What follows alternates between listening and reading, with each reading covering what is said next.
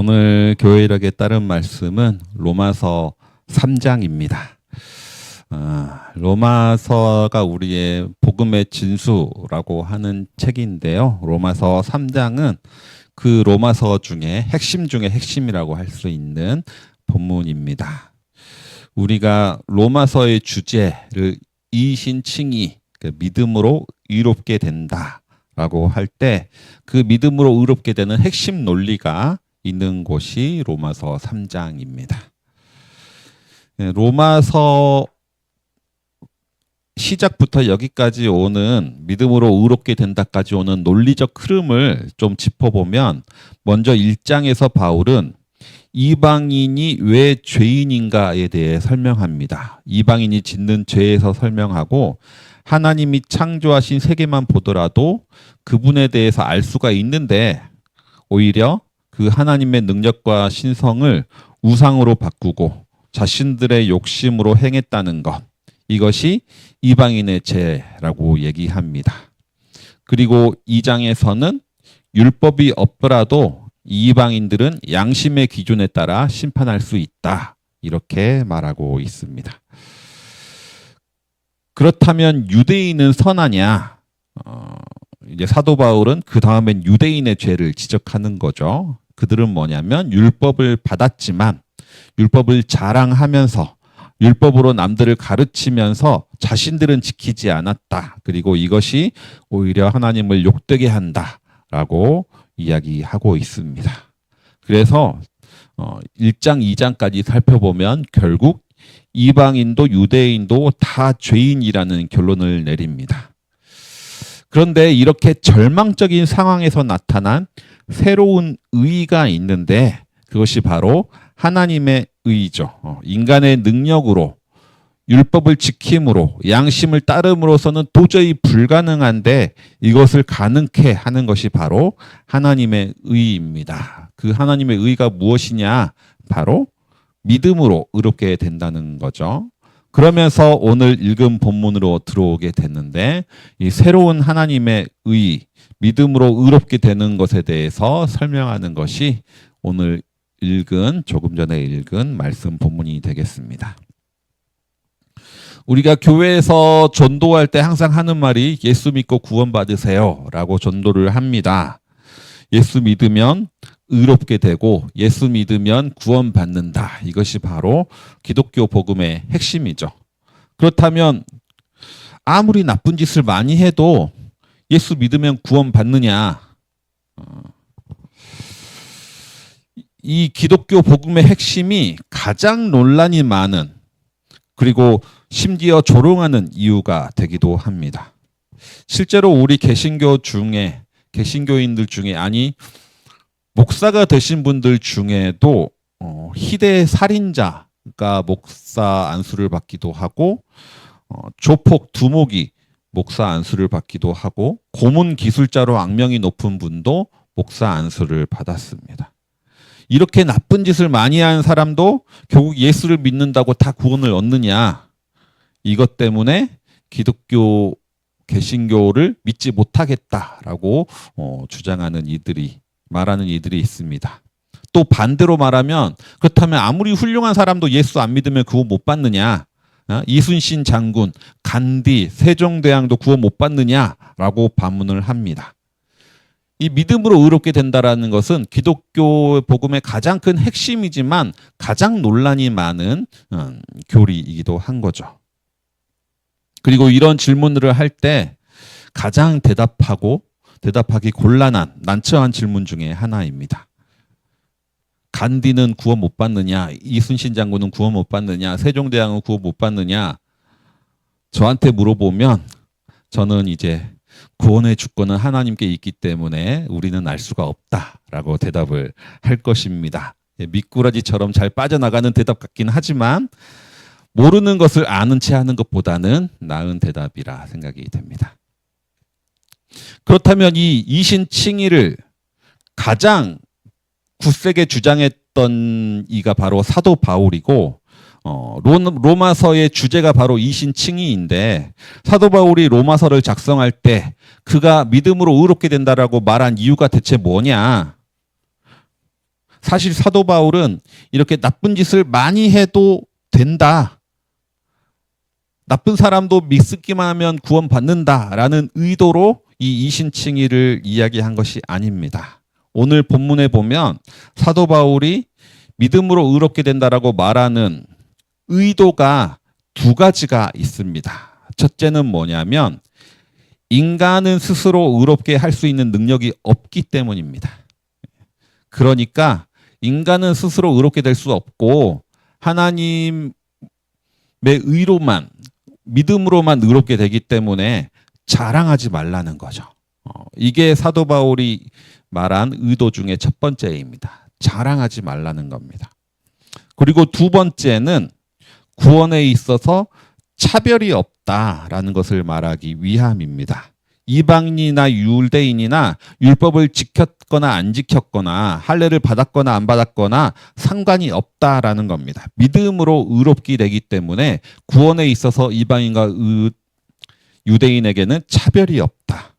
하나님의 구원의 보편성을 이해하기 위한 의도로 사도 바울은 이신칭의를 이야기한 것이죠. 애초에 사도 바울은 이렇게 믿음으로 의롭게 된다라고 말하면서 그러니까 니들 인생은 막 살아도 된다라고 말하지 않았습니다. 오히려 로마서 2장에 보면 뭐라고 얘기합니까? 그런즉 우리가 무슨 말을 하리요? 은혜를 더하려고 죄에 거하겠느냐라고 반문하면서 뭐라고 대답하냐면 그럴 수 없느니라라고 말합니다. 그런데 왜 다들 이신칭의 교리를 막 살아도 된다라는 식으로 해석을 하느냐? 우리가 그렇게 해석하고 있는 이유는 우리가 그렇게 믿고 싶으니까 그런 겁니다. 다들 내 뜻대로 살고 싶은 욕구가 있으니까 그런 거죠. 우리가 바울의 의도와 다르게 이 믿음으로 의롭게 된다라는 것을 받아들이는 이유는 우리가 일부러 오해해서 듣는 겁니다. 어쨌거나 우리는 말씀을 항상 해석할 때마다 우리에게 유리한 방향으로 해석하려고 노력하는 사람들이기 때문에 그런 거죠. 다시 말하면 사도 바울이 믿음으로 의롭게 된다라고 주장하는 이유는 첫 번째로 인간의 능력으로는 의롭게 될 수 없기 때문에 자랑하지 말라라는 의도이고 두 번째는 유대인과 이방인의 구원에는 차별이 없다. 이 두 가지의 뜻으로 이신칭의를 이야기했습니다. 그리고 최근에 바울을 연구한 학자들은 로마서의 주제는 바로 이 차별 없는 구원에 있다. 차별 없는 구원이야말로 사도 바울이 로마서에서 궁극적으로 말하고자 하는 주제다라고 설명하기도 합니다. 그런데 문제는 사도 바울이 이렇게 로마서를 기록할 때 대다수의 초대교회 성도들은 이런 차별 없는 구원, 이방인과 유대인의 차별 없는 구원에 대해서는 도저히 생각해 본 적이 없었다라는 겁니다. 당시 초대교회 공동체의 주된 논쟁은 무엇인가? 일단 예수를 믿는 유대인은 당연히 구원을 받고요. 이거는 당연한 겁니다. 예수 믿는 유대인이 구원을 받는 거는 당연한 거고 논란의 가치도 없는 것이고 그 다음에 이방인이 구원을 받느냐 안 받느냐가 논쟁의 대상이었습니다. 그러니까 이방인에게 구원의 길이 있다면 혹시라도 가능하다면 그렇다면 이방인도 율법을 지켜야 하는 거 아닌가? 이방인도 할례를 받아야 하는 거 아닌가? 그렇지 않더라도 뭔가 지켜야 할 규정은 있어야 하는 거 아닌가?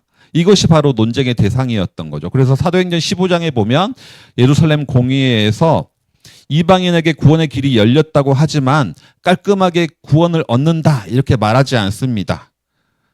대신에 네 가지의 규정을 지켜라. 우상 제물을 먹지 말고 핏째 먹지 말고 목매어 죽은 짐승도 먹지 말고 음행을 멀리하라. 이 네 가지의 규정을 이야기합니다. 이렇게까지 했음에도 불구하고 이 논쟁이 일단락되지 않습니다. 나중에 또 이방인은 구원을 얻을 수 있네 없네, 이방인이 구원을 얻으려면 할례를 받아야 되네, 율법을 지켜야 하네라고 주장하는 사람들이 또 등장합니다. 그러니까 예수님 믿는 유대인들은 당연히 구원을 받는 거고 그건 당연한 거고 이방인이 구원을 받느냐 안 받느냐가 논쟁의 대상이 되던 이때에 사도 바울은 유대인과 이방인의 구원에 차별이 없다라고 주장을 했다라는 거죠. 어떻게 사도 바울은 이렇게 대다수의 상식을 깨는 그 당시로서는 혁명적인 구원관을 가질 수가 있었는가? 그 이유는 사도 바울이 가지고 있는 이중적인 정체성 때문이었습니다. 사도 바울은 다소라는 도시에서 태어난 사람입니다. 다소는 유대인들이 주로 사는 도시가 아니죠. 로마 문명권에 있는 도시입니다. 이 다소에는 원형 경기장도 있었고요. 대중 목욕탕도 있었고 포장된 도로가 깔려 있었고 로마의 총독이 주재하는 곳이었습니다. 심지어 BC 66년 그러니까 주전 66년에는 다소에 있는 모든 시민에게 로마 시민권을 부여했습니다. 그러니까 사도 바울의 부모도 아마 이때 로마 시민권을 받았을 것으로 추정이 됩니다. 그러니까 다소라는 도시, 내가 어디 가서 난 다소 사람이다 라고 말한다는 거는 나는 이 정도 되는 사람이다 라고 자기를 과시하는 말입니다. 바울은 헬라 지역에 태어난 헬라 문명권 사람이고 태어날 때부터 로마 시민권을 가지고 있는 사람이었습니다. 그런데 이러한 사도 바울은 동시에 누구보다도 전통 유대인으로도 교육을 받았습니다. 그는 어렸을 때부터 예루살렘으로 조기 유학을 왔고요. 당시 최고의 랍비인 가말리엘 밑에서 전통 율법과 바리새인으로서의 교육을 받았습니다. 본인 스스로도 나는 바리새인 중에 바리새인이다라고 말할 정도로, 그리고 그가 그리스도인이 되기 전까지는 그 누구보다도 유대 전통을 지키는 것에 열심이었던 사람이 바로 사도 바울이었던 거죠.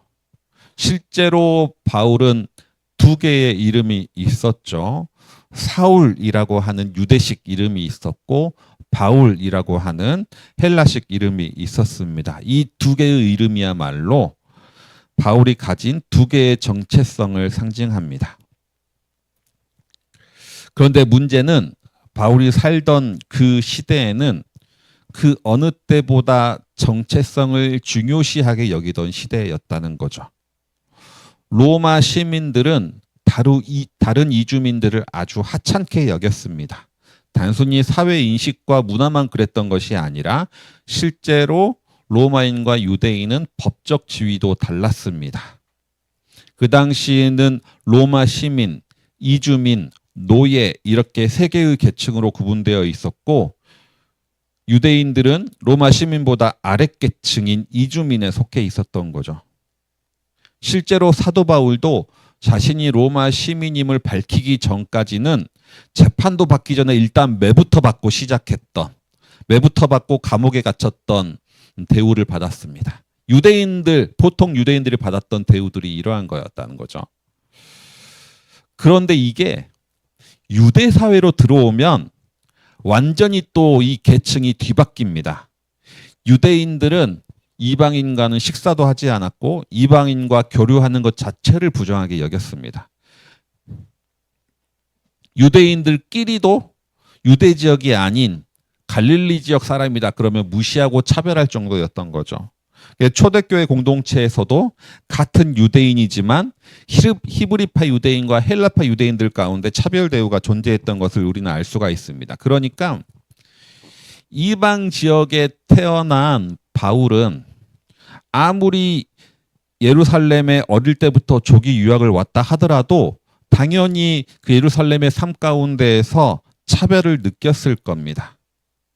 어쩌면 바울이 그 누구보다도 열심히 그리스도인들을 핍박했던 이유도 유대인 집단에서 인정받으려면 자신의 정체성을 끊임없이 증명해야 했던 그런 시대였기 때문일 수도 있는 거죠.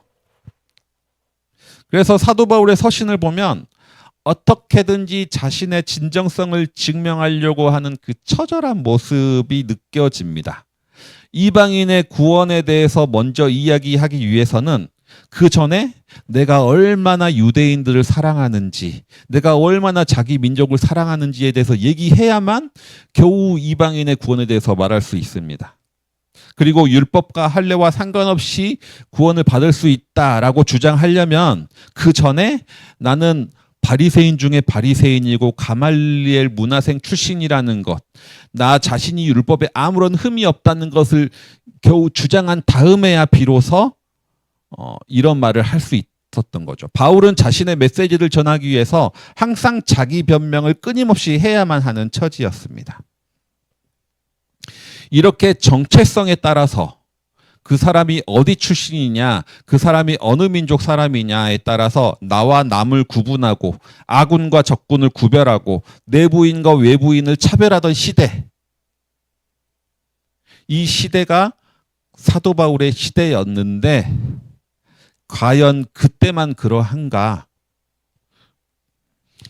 어쩌면 지금 우리 시대도 별반 다르지 않는 것 같습니다.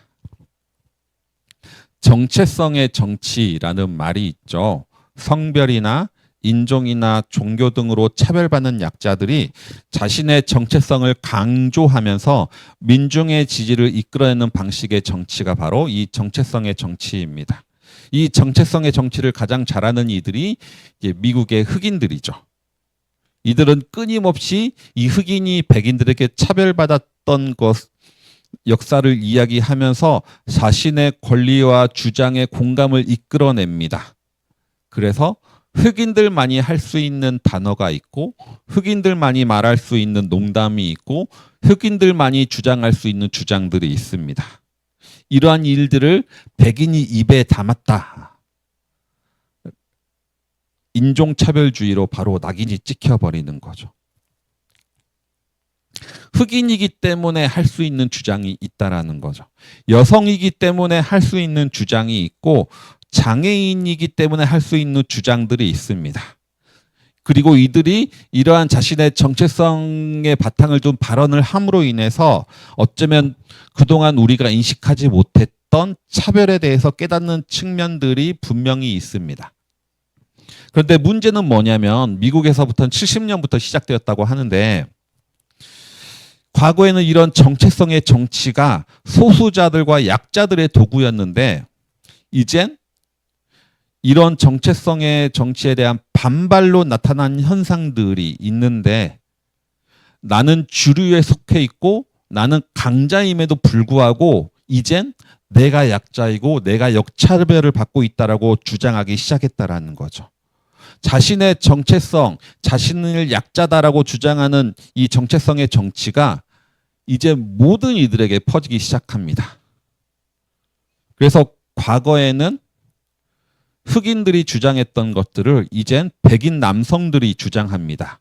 이제는 미국에서는 백인 남성들이 우리가 약자이고 우리가 차별받고 있고 이주민 때문에 우리가 불이익을 받고 있다라고 주장하면서 이주민들은 스스로 약자인 척하면서 나의 일자리를 다 빼앗아가고 있다라고 주장하기 시작한 거죠. 그 결과 이제 트럼프 정권까지 탄생이 되었습니다.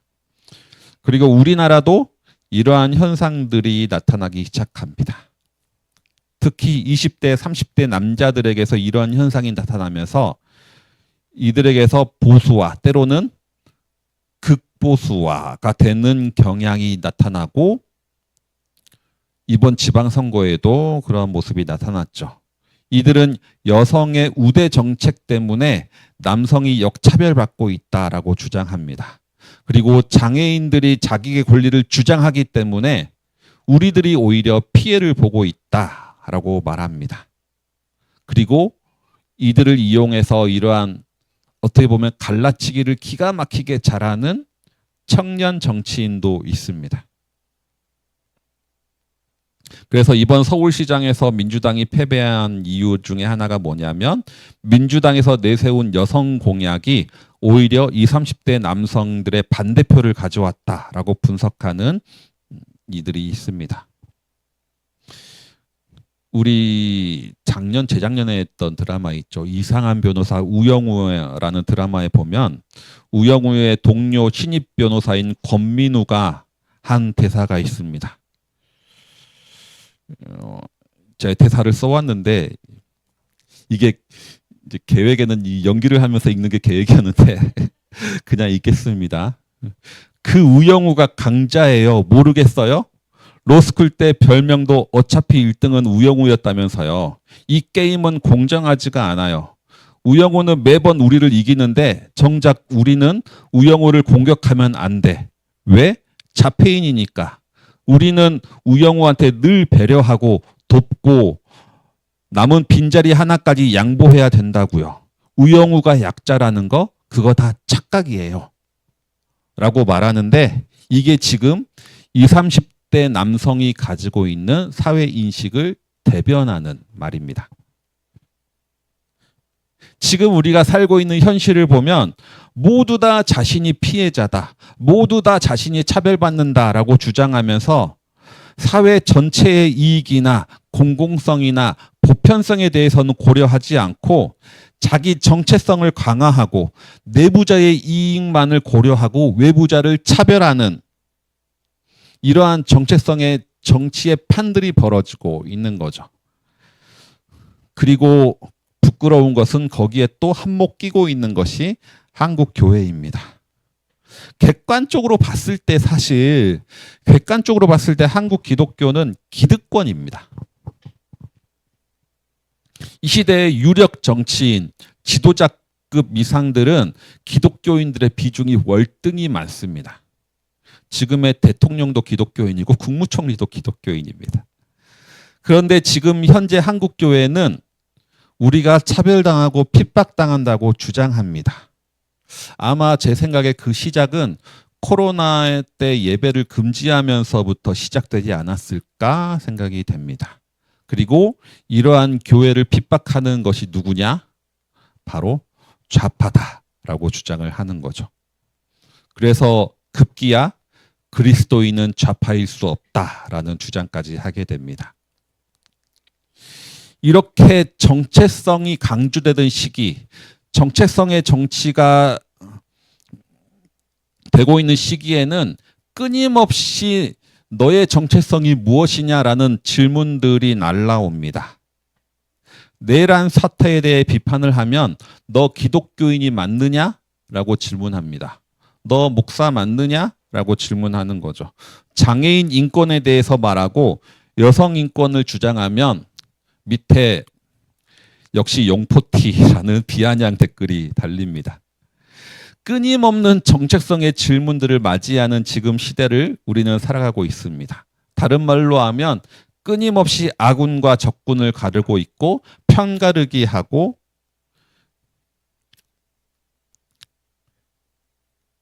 하는 시대를 우리는 살아가고 있는 거죠. 그리고 이러한 상황 속에서 이중적인 정체성을 가지고 살아가는 이들은 항상 둘 중에 하나를 선택해야 된다라는 압력을 받습니다. 사도 바울이 당면한 시대가 바로 이러한 시대적 요구였던 거죠. 구원의 주권이 하나님께 있다. 이방인도 구원은 있다라고 말하려면 자신이 먼저 나는 유대인인데 라는 증명을 해야 합니다. 하지만 그럼에도 불구하고 오늘 본문에서 사도 바울은 유대인과 이방인의 차별 없는 구원을 이야기하고 있는 거죠. 그리고 그가 이렇게 주장할 수 있었던 이유는 뭐냐? 역설적으로 사도 바울이 이 두 개의 정체성을 다 가지고 있었기 때문입니다. 그는 평생에 유대인과 로마 시민이라는 두 개의 정체성 사이에서 혼란과 차별을 겪으면서 살아왔지만 그 이유 때문에 하나님은 사도 바울을 이방인을 위한 그릇으로 선택했던 것이죠. 말씀을 정리해 보겠습니다. 그리스도인으로서 우리는 근본적으로 이중적 정체성을 안고 살아가는 사람들입니다. 우리는 하나님 나라의 시민임과 동시에 이 땅을 살아가는 사람들입니다. 우리는 남들과 구별되라는 거룩한 삶을 요구받고 있지만 동시에 세상을 사랑하고 세상을 섬기고 이웃을 연대하라는 요청도 받습니다. 우리는 그리스도인이면서 동시에 혐오와 차별이 없는 세상을 꿈꾸며 살아갑니다. 사실 이게 당연한 건데 지금의 현실은 이 둘 중에 하나를 선택해야 인생살이가 편해지는 시대를 우리는 살고 있는 거죠.